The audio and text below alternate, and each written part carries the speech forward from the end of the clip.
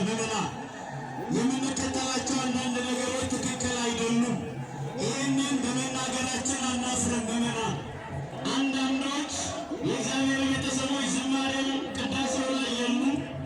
እንደገና ደግሞ በውስጥ ባለው በማህሌቱ ላይ የሉም። ታቦቱ ከወጣ በኋላ ዝማሬ ሲዘመር ይዘምራሉ። ታቦቱ ከቆመ በኋላ ደግሞ ወረቡ ሲወረብ ስለምን እንደሆነ አሰሙም። እንደገና ትምህርቱንም ደግሞ የሚያስተምሩት አባት ሲቆሙ ትምህርቱን አይከታተሉም። የእግዚአብሔር ቤተሰቦች ከጭፈራ ባልተናነሰ መልኩ ውለው ቤታቸው ይገባሉ። ይህ ትክክል አይደለም። ቤተ ክርስቲያን ስርዓት አላት። አንደበቷ አውደ ምሕረቷ አንድ ነው። ምዕመና 30 ቦታ አትረግጥም ቤተ ክርስቲያን።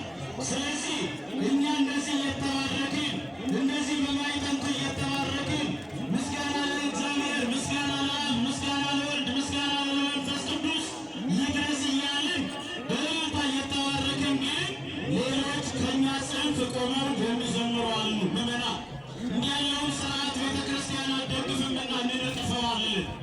የእግዚአብሔር ቤተሰቦች ቤተ ክርስቲያን አንደበቷ አንድ ስለሆነ ቀን ያላችሁ ምዕመናን እንዲያቆሙና ወደዚህ እንዲቀላቀሉ እንድታደርጉልን በእግዚአብሔር ስም ጠይቃለሁ። ምዕመና አይሻልም? ይሻላል የምትሉ እስቲ በማጨብጨቡበት እነሱ ነው። ምዕመና ሌላው ትንሽ የቴክኒክ ስራዎች ቴክኒካሊ የሆኑ ስራዎች ስለሚሰሩበትና ስለሚቀሩ